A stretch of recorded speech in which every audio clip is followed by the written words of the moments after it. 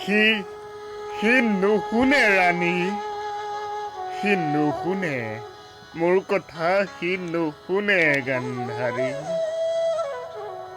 কিয় নুশুনিব?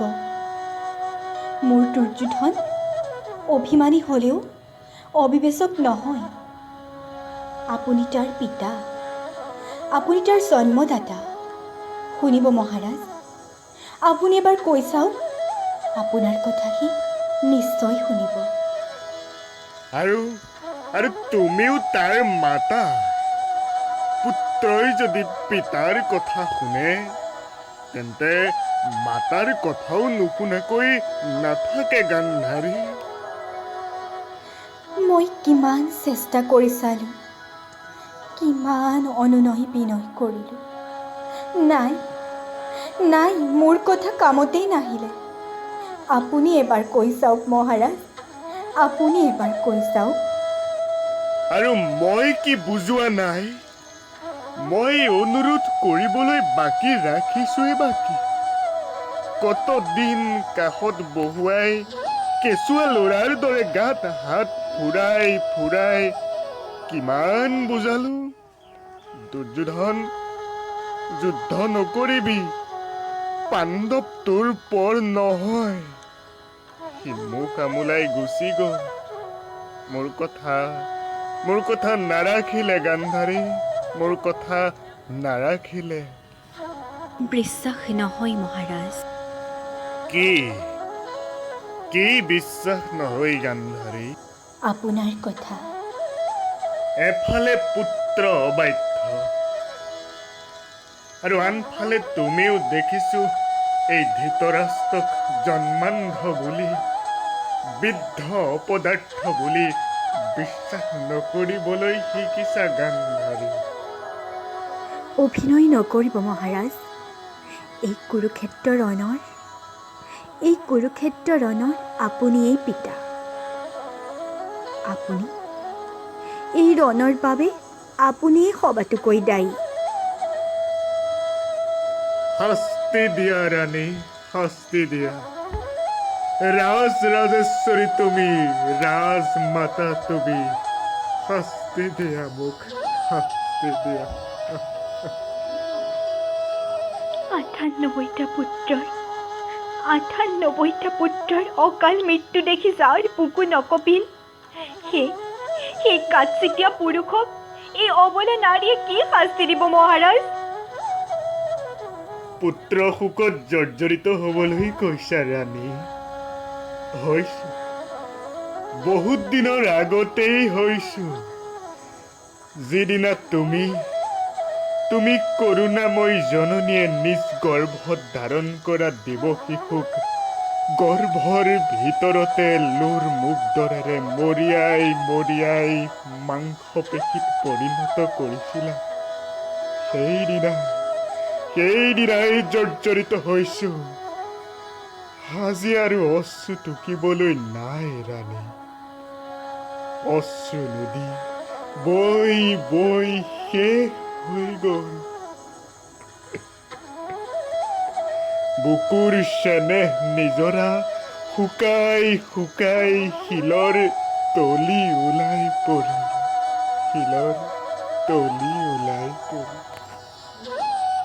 গান্ধাৰী মহাৰাজ, মতিভ্ৰষ্ট দুৰ্বল বৃদ্ধ মই, অস্থিৰ মোৰ মগজু। কিবা কম বুলি কৈ কিবাহে কৈ পেলালো। মোক ক্ষমা কৰা গান্ধাৰী। সৌৱা দুৰ্যোধন আহিছে।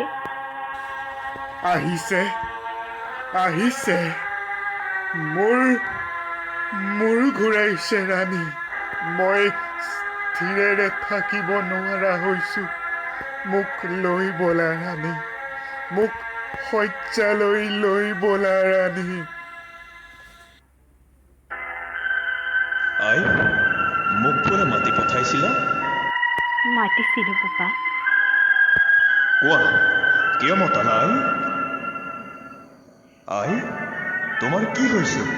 নামাতা কিয়? একো হোৱা নাই, তেন্তে কোৱা কুৰুক্ষেত্ৰৰ পৰা তোমাৰ দেশতে লৰি আহিছো আই। কম কম সকলো কম ক তই শুনিবি।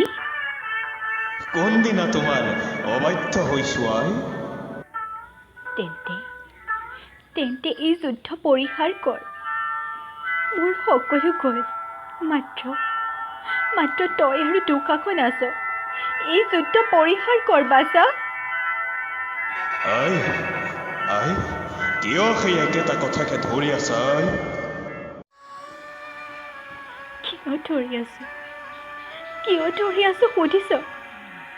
পুত্ৰ সুখ যে কি বুজাম। ভৰ বয়সতে এটাকৈ দুটা কম একো সন্তানে মোক এৰি গ'ল। সিহঁতে মোৰ বুকু জোৰাই আছিল। আজি সেই বুকু উদং। আৰু কিমান সহ্য কৰিম দুৰ্যোধন, আৰু কিমান সহ্য কৰিম। মোৰ কথা ৰাখ। আৰু যুদ্ধ কৰিব নালাগে অ' বোপা, নালাগে আৰু যুদ্ধ কৰিব। হে জননী, পৰিহাৰ কৰিলে সমৰ, মৃত্যু পুৰীৰ পৰা আহিবনে কোৱা মোৰ মৃত ভাতৃ ঘূৰি। পৰিহাৰ কৰিলে সমৰ, পাৰিম নে মচিব জননী কপালৰ ভাগ্যৰেখা বিধাতাই লিখা। নোৱাৰে মচিব কেৱে বিধিৰ বিধান। সেইবুলি আপোন ঘৰত অগ্নি জ্বলিলে যি ভীষণ, তাক আৰু জ্বলিব নিদিবি অ' বোপা। যি অগ্নিয়ে দহন কৰিলে মোৰ ভ্ৰাত চেনেহৰ, যি অগ্নিয়ে দহন কৰিলে মোৰ আত্মীয় স্বজন, সেই অগ্নি জ্বলক জননী। হয় যদি থক্ত হওক চিৰ শত্ৰু মোৰ, নতুবা নিজেই দহি চাই ভস্ম হৈ উৰি গুচি যাওঁ পাৰলৈ। মাতৃৰ আজ্ঞা উলংঘন নকৰিবি পুত্ৰ। সন্তানক অপৰাধী নকৰিবা মাতা, জানো মই বেদবাণী তোমাৰ আদেশ, কিন্তু কি কৰিম মেলি দিলো তৰি মোৰ মহা জলধিত। নাহে ঘূৰি নোৱাৰো ঘূৰাব, নাপাই যদ্যপি মাতা তাৰ লক্ষ্য তীৰ। 5খন মাত্ৰ গাঁও খুজিছে পাণ্ডৱে, তাকেদি সন্ধি নকৰ কিয়? দয়াশীল যুধিষ্ঠিৰ, হাতৰে সন্মতি দিব এই সন্ধি প্ৰস্তাৱত। সন্ধি? কৌৰৱৰ সন্ধি মাতা পাণ্ডৱৰ সতে। কি ক্ষতি? ক্ষতি একো নাই মাতা, কিন্তু এই সন্ধিৰ কাৰণে যুদ্ধ আয়োজন মোৰ নাছিল জননী। এই সন্ধিৰ কাৰণে লক্ষ বীৰে প্ৰাণৰ মমতা এৰি প্ৰিয়জন নাই কৰা প্ৰাণদান উন্মাদৰ দৰে। মাতা, জন্ম মোৰ ক্ষত্ৰিয় কুলত, বীৰময় চন্দ্ৰ বংশী ৰাজৰাজেশ্বৰ। প্ৰাণৰ ভয়ত আজি কাপত হৈ পাণ্ডৱৰ চৰণত প্ৰণিপাত কৰি সন্ধি ভিক্ষা নকৰো। শুনাৰ মাতা, সন্মুখত তুমি মোৰ আৰাধ্য গোসানী, কাষৰ শয্যাত কওঁ জন্মদাতা পিতা মোৰ উপাস্য দেৱতা। শুনা, দৈৰাগত পুৰুষৰ নিবেদন, যুদ্ধ তেজি পাণ্ডৱক সুশগ্ৰ মেদিনী প্ৰাণন্তেও নিদিও কদাপি। হ'ব লগা আছে তুজি সোণৰ হস্তিনামৰ হওক চাৰখাৰ, দিব লাগে যদি দিম ৰঙা ৰক্তগাৰ। বাছা দুৰ্যোধন, পিতা, আশীৰ্বাদ কৰো বাছা, হওক যেন যুদ্ধ জয়। পিতৃ পদে মতি যেন চিৰদিন ৰয়।